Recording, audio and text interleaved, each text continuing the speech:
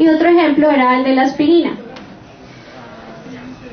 El ácido acetil salicílico, ¿sí? Como se toma la aspirina, es un profármaco que luego pasa a aspirina.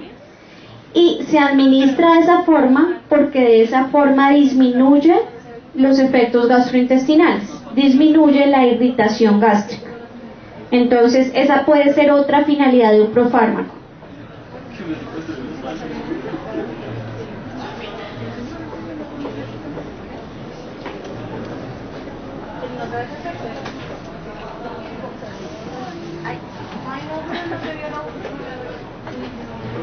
¿Ya?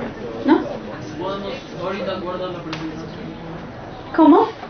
¿Podemos ahorita guardar la presentación? Sí, tranquilos. O sea, es que igual yo este fin de semana aspiro ya a subirlas. Ya todas están subidas, solo falta esta. Pasa es que no se las damos antes porque están las respuestas del taller. Ya están todas. Ya están todas las presentaciones subidas.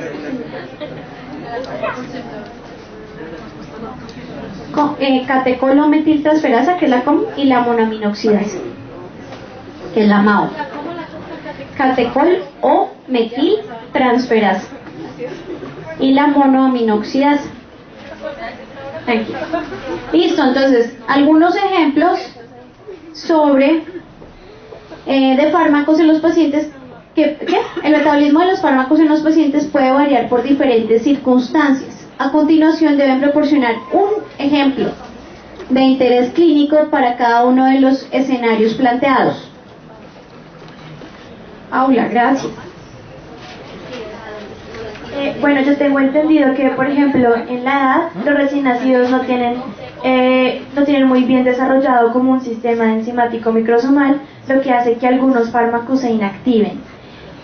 Por el lado del género, en las mujeres no se metabolizan. En el género, en las mujeres embarazadas, cuando hay mucha acumulación de hormonas estrogénicas, esto va a provocar que también se bloqueen algunos sistemas enzimáticos para el metabolismo y excreción de los fármacos. En la dieta, es que en algunos fumadores se tiene que implementar una dosis aumentada de ciertos fármacos porque se vuelven insensibles a algunos de estos, ¿sí?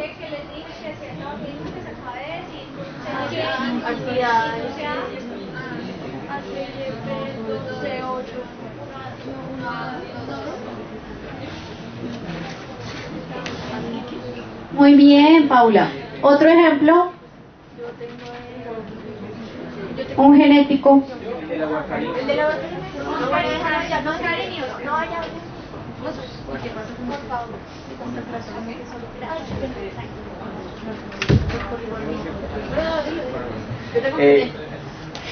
Gracias. Por favor, muchas gracias. Bueno, dependiendo pues de la gente. Gracias, doctor. Bien. Bueno, dependiendo de la genética, se metabolizan de manera pues diferente los fármacos. No diferentes, sino por ejemplo más o menos. Entonces, por ejemplo, el ejemplo que tengo presente es el de la warfarina. Que hay personas que al momento de metabolizar la warfarina, por varios factores genéticos, la metabolizan más rápido, más lento y pueden llegar a acumularla. Entonces, y pues los efectos de esas duran más tiempo. Incluso se presentó en casos también, creo que, bueno, no, este no es warfarina, pero o sea, es eso, que se presenta por más tiempo. Sí, y pues puede durar más o menos tiempo, y pues eso puede afectar de muchas maneras. Por ejemplo, si una persona, digamos, va a hacerse un tratamiento, no sé, odontológico, y tomó warfarina y el doctor le dice, no, después de cierto tiempo ya, después está bien. Pero si esa persona acumula mucha warfarina en sangre, en el momento de hacer un tratamiento odontológico va a sangrar mucho y va a generar problemas, etc. ¿No? ¿No?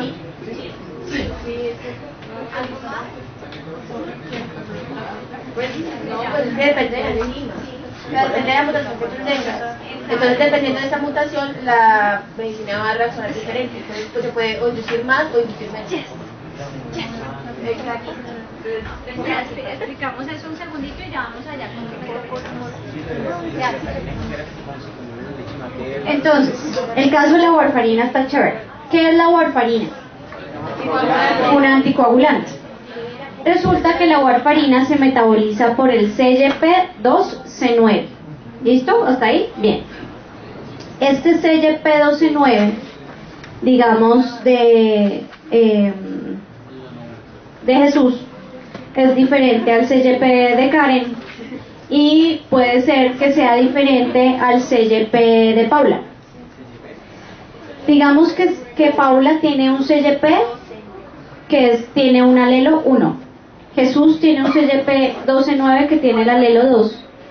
Y Karen tiene el CYP12-9 que tiene el alelo 3.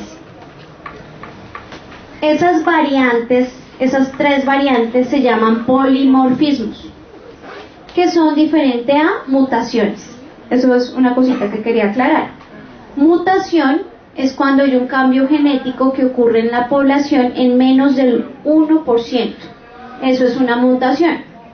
Un polimorfismo es cuando ocurre esa variante genética en más del 1% de la población.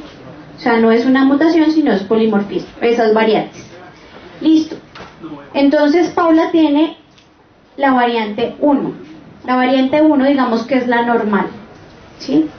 La variante 2 que tiene Jesús del CYP12-9, esta enzima funciona un poco más. Y la enzima CYP12-9 variante 3 que tiene Karen funciona mucho más. ¿Quién requiere más dosis de warfarina para tener un INR terapéutico? ¿Karen, Jesús o Paula? Paula requiere más dosis. Entonces, ¿por qué? Porque la enzima de Jesús funciona menos, ¿sí? Funciona menos, no, ¿qué les dije? ¿Qué más? Funciona menos, y la de Karen es la que menos funciona. Entonces lo dije al revés, por eso me retracto, perdón. Paula es la normal, la de Jesús funciona un poquito menos que la de Paula, y la de Karen es la que menos funciona. Listo, ahora sí. Funciona menos. Me estoy retractando, ¿sí? Y Karen es la enzima que menos funciona. Ahora sí, ¿quién requiere más dosis de warfarina? ¿Karen?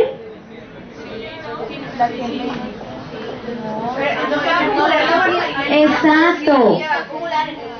Si yo le doy más dosis a Karen y Karen no le funciona su enzima, no la metaboliza y la warfarina se acumula, entonces Karen va a sangrar.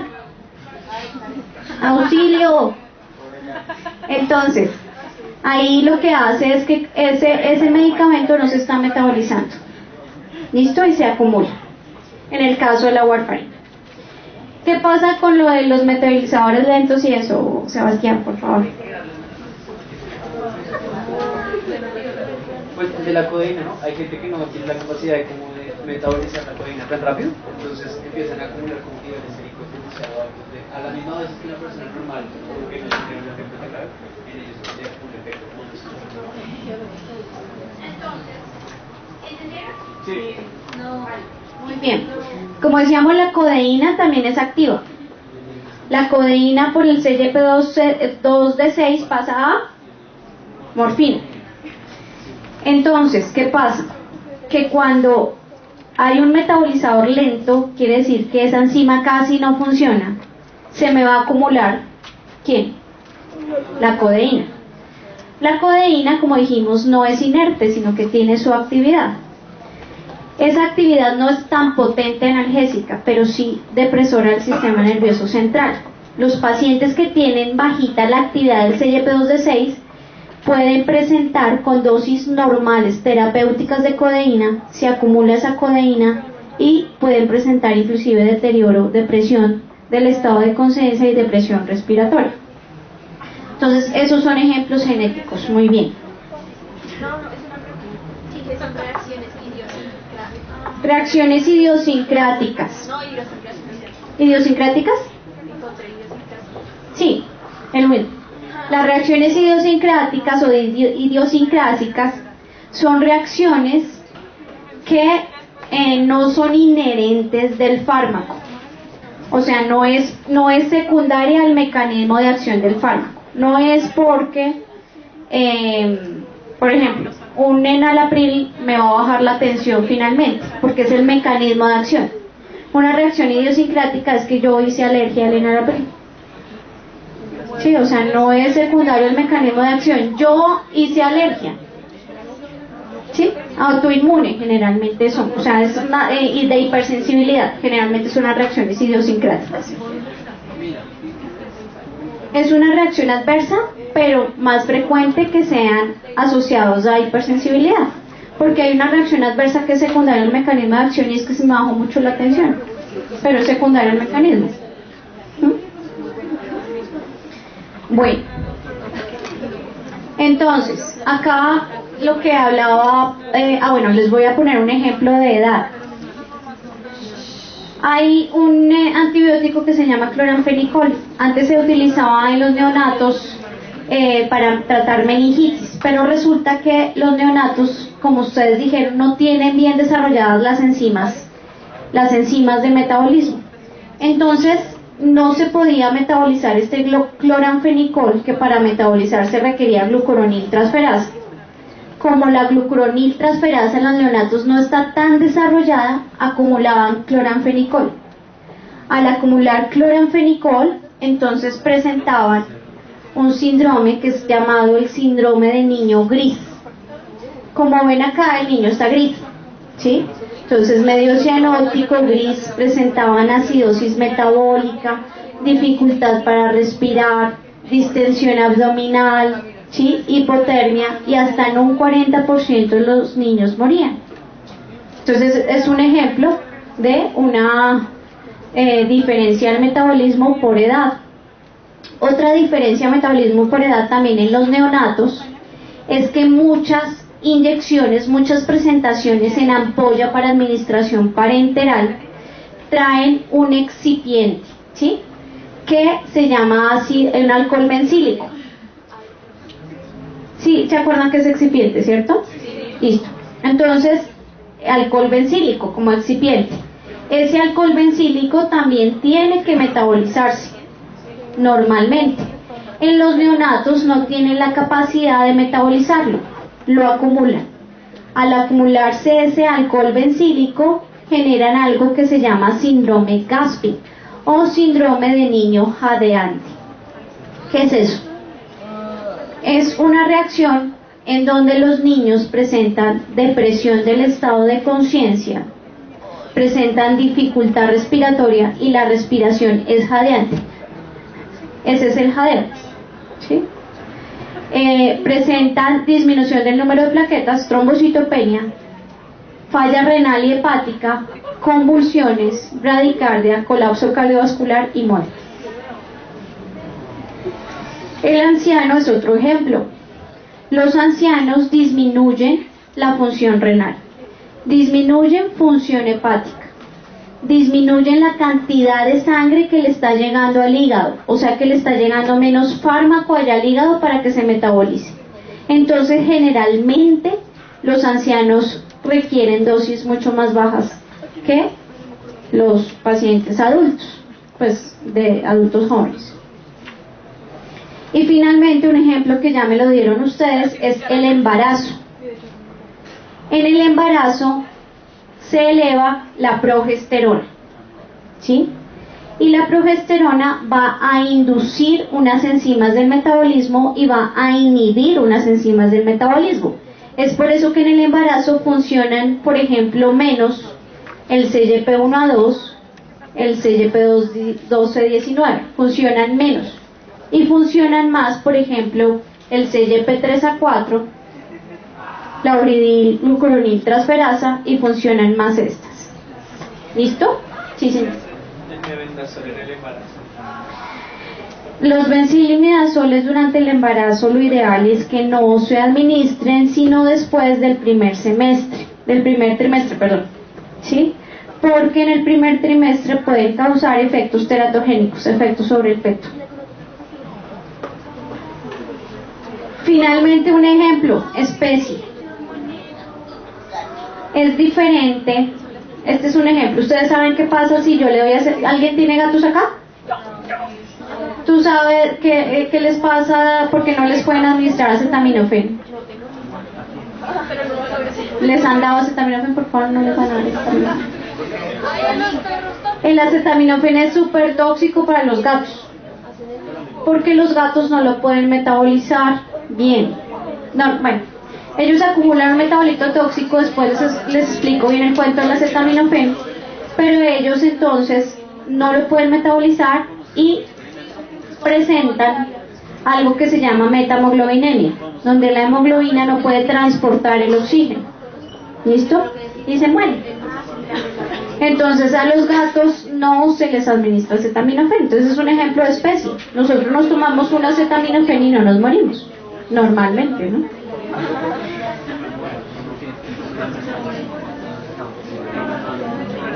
Vale. Tendrías que llevarlo inmediatamente y que le coloquen el antídoto para la metamoglobinemia que se llama azul de metileno. Y ya dieron varios ejemplos de genéticos, acá solo doy otro ejemplo. El iridotecan es un antineoplásico que se utiliza para cáncer de colon. El iridotecan es un antineoplásico que se utiliza para cáncer de colon. El iridotecan es un profármaco, ¿sí? No es activo. Cuando entra, se metaboliza, se hidroliza a su forma activa que se llama SN38. Esa es la forma activa. Pero SN38 se metaboliza a metabolitos inactivos gracias a una transferasa, ¿sí?, de ácido glucurónico. Cuando hay un polimorfismo donde esa transferasa funciona poquito, ¿qué va a pasar?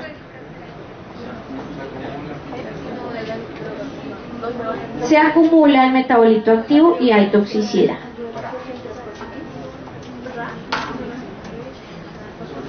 Ejemplo ambiental. Muchos fármacos funcionan como inductores o inhibidores de los citocromos P450. Un inductor lo que hace es que funcione más ese citocromo, que haya más citocromos expresados. Un inhibidor hace que funcionen y se expresen menos citocromos. Inhibición, menos citocromos. Inductores, más citocromos. Entonces, por ejemplo, acá tenemos sustratos inhibidores inductores del CYP3A4.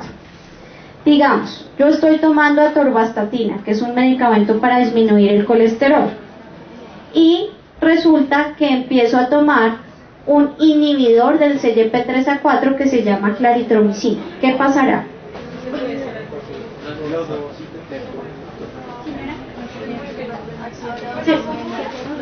Se acumula la atorvastatina porque no la está metabolizando casi, ¿cierto? Y genera efectos adversos. Después ya vamos a mirar qué pasa, pero no, la idea es que no se muere, pero sí se acumula. Y con un inductor estoy tomando atorvastatina y estoy tomando fenitoína. ¿Qué pasará? Exacto, se metaboliza muy rápido. Muy bien. ¿Tú le puedes explicar a Karen?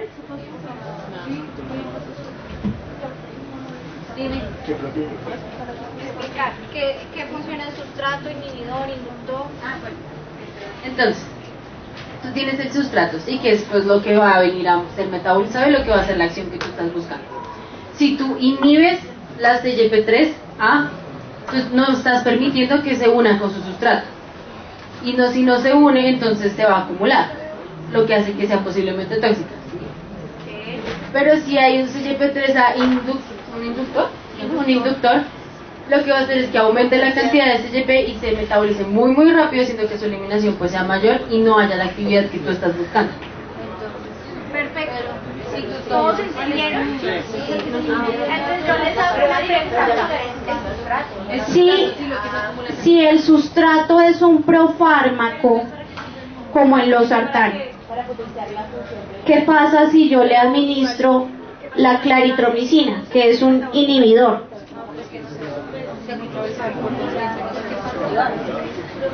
No se metaboliza en No pasa nada. Exacto, se acumula en losartán, pero el losartán es inerte, ¿cierto? Entonces no se puede metabolizar a su forma activa, va a haber un fallo terapéutico porque no se está metabolizando, ¿listo? Realmente no va a dar daño porque el losartán es inerte, ¿listo? Entonces eso hay que tenerlo en cuenta. 8. Sabemos que los procesos de la fisiología renal que incluyen la filtración glomerular, la secreción y la reabsorción determinan la excreción de los fármacos por el riñón. A continuación se presenta un flujograma que ilustra la influencia de estos procesos sobre la excreción renal de fármacos. Por favor, incluya cada uno de los 3 procesos en las casillas. Ay, 1, 2, 3. Es que yo tengo una pregunta. Sé la respuesta. No, pero dale y ahorita respondemos la pregunta. ¿Cuáles son los procesos para la excreción renal? Secreción, Secreción y reabsorción. Perfecto. Entonces, ¿qué es la filtración? El paso capilar glomerular. Pues, la filtración es el paso de lo que está en la sangre por el glomérulo al proceso de ultrafiltrado. Muy bien. ¿Qué es la secreción? La secreción es el paso de una sustancia del túbulo, no, de los tubos a los vasos. No, de los vasos a los tubos. Los vasos a la y la reabsorción. La reabsorción es igual cuando pasa de los tubos de nuevo al tubo sanguíneo. Entonces, ahí ya sabes, ya tienen las definiciones. Entonces, este es un vaso sanguíneo, ¿cierto? Y este es el túbulo de la orina. Entonces ahí ya sabes cuáles son. Pues arriba sería filtrado, Filtración. ahí sería secreción y abajo sería reabsorción. Muy bien. Entonces, ¿sí sabías? ¿Y cuál es la pregunta? Bueno, mi pregunta es, cuando hay un problema del metabolismo de un fármaco, como en el ejemplo anterior, y entonces hay acumulación, ¿el cuerpo cómo hace para eliminar esa sustancia que, a pesar de ser inerte, pues se acumula ahí? ¿O se queda ahí de por vida? Lo que pasa es que eso es, sí, o sea, ahí...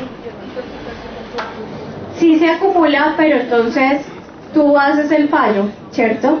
Y tú no es que estés utilizando el inductor, es mientras tú utilizas el inductor, ¿cierto? O mientras tú utilizas el inhibidor. Una vez ya queda, o sea, dejas de utilizar el inhibidor, ya empieza a recuperar la función el CYP. O sea, ya no va a ser de por vida, pero mientras yo utilizo un inhibidor, entonces sí se va a detener el metabolismo. Ahora, acuérdense que generalmente los fármacos no se metabolizan solo por una vía. Pueden ser sustrato, por ejemplo, del CYP1 a 2, del 12 a 9, del 3 a 4. Entonces mi metabolismo principal es por el CYP12 9, me acumulo, pero pues igual me estoy eliminando por las otras 2 vías. ¿Y la eliminación por otra vía? Me estoy metabolizando. ¿La metabolización por otra vía implica el fallo terapéutico o no necesariamente? Sí implica el fallo terapéutico si las otras vías no te generan metabolitos activos. Si mi metabolismo que me genera metabolito activo es el CYP3 a 4 y lo inhibo, sí hay fallo. Si yo tengo, pues hay un comunicado que presentábamos de los polimorfismos y de cómo varían las enzimas y cómo afectan pues, los medicamentos. Si yo, digamos, tengo a alguien que no metabolice cierto medicamento y yo le doy un inductor, independientemente pues de la mutación, pues del polimorfismo que presente la enzima, podría hacer eso para que no acumule el medicamento y no presente toxicidad. Si la enzima funciona poquito y le coloco un inductor, puede que funcione un poquito más, pero genéticamente, es que genéticamente no funciona bien la enzima. Exacto.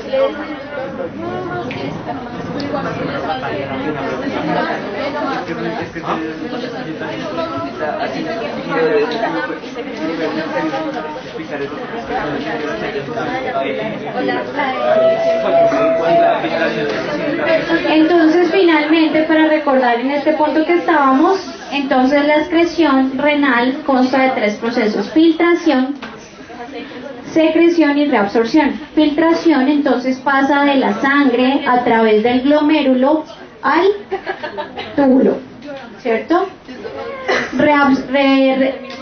Secreción pasa de la sangre al túbulo, o sea, ya después, ya pasó por el glomérulo, pero siguió la sangre. Entonces está de la sangre al túbulo, eso es secreción. Y cuando está en el túbulo y pasa nuevamente a la sangre, es reabsorción. Se eliminó y nuevamente vuelve a la sangre, entonces se reabsorbe.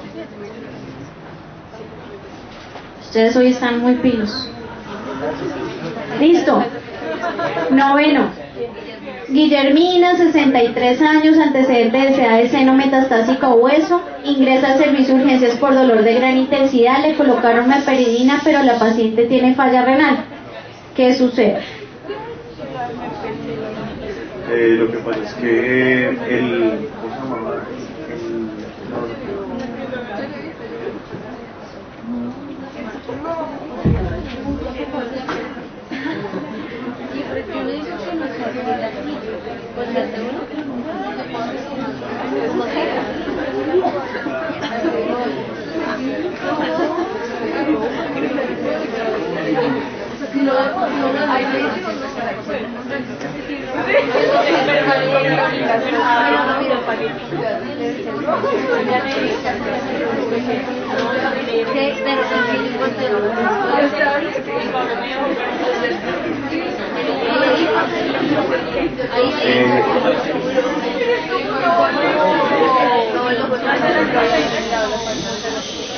entonces lo que pasa es que la paciente, como tiene falla renal, no puede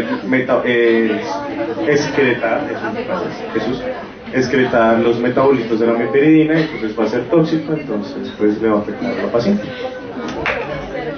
¿Alguna otra cosa? ¿Complemento? Listo. Entonces resulta que la meperidina se metaboliza a ácido meperidínico y a normeperidina. Esta normeperidina es neurotóxica, ¿sí? Produce convulsiones, produce depresión del estado de conciencia. Esta normeperidina se va a eliminar por vía renal. La paciente tiene insuficiencia renal, no está eliminando. Entonces acumula la normeperidina y por eso es que convulsionó. Eso fue lo que le pasó a la paciente. ¿Listo? ¿Claro? ¿O preguntas? Último caso. ¿Quién me dice? Y ya nos vamos. Si hacemos silencio, ya es el último y nos vamos.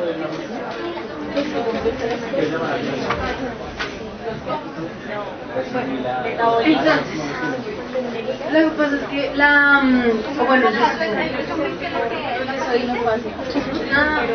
ella está tomando anticonceptivos, pero le da una faringoamigdalitis y luego le recetan amoxicilina por 10 días.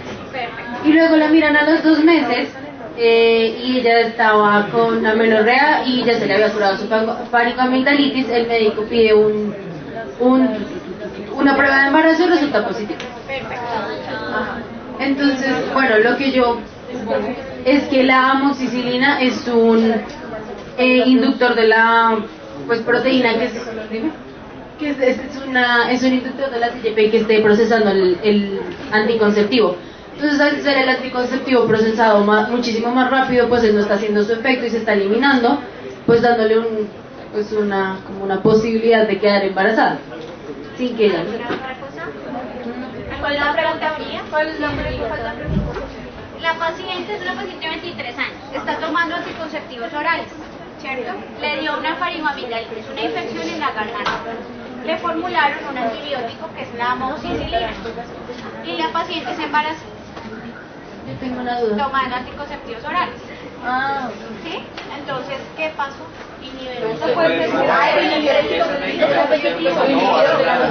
También puede ser que los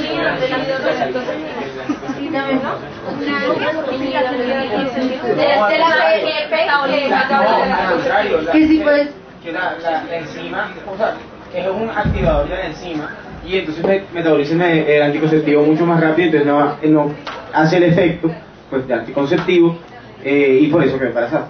Esa es una hipótesis. Otra hipótesis. La otra opción puede ser que los fármacos estén interactuando entre ellos, disminuyendo su... Pues que la amoxicilina sea más fuerte, inhibiendo los anticonceptivos. Y la amoxicilina pues sí cumple su función, pero inhibe el otro fármaco. Ahí hay una interacción. Entonces todavía no han dicho por qué es lo que sucede.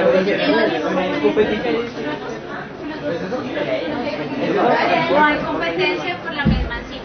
O sea, ni siquiera como un antagonista o algo así, que se unan en el sitio activo una por la otra. Bueno, no.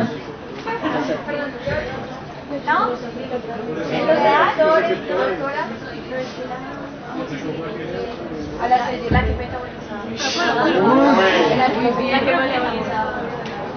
el anticonceptivo. El anticonceptivo es un problema.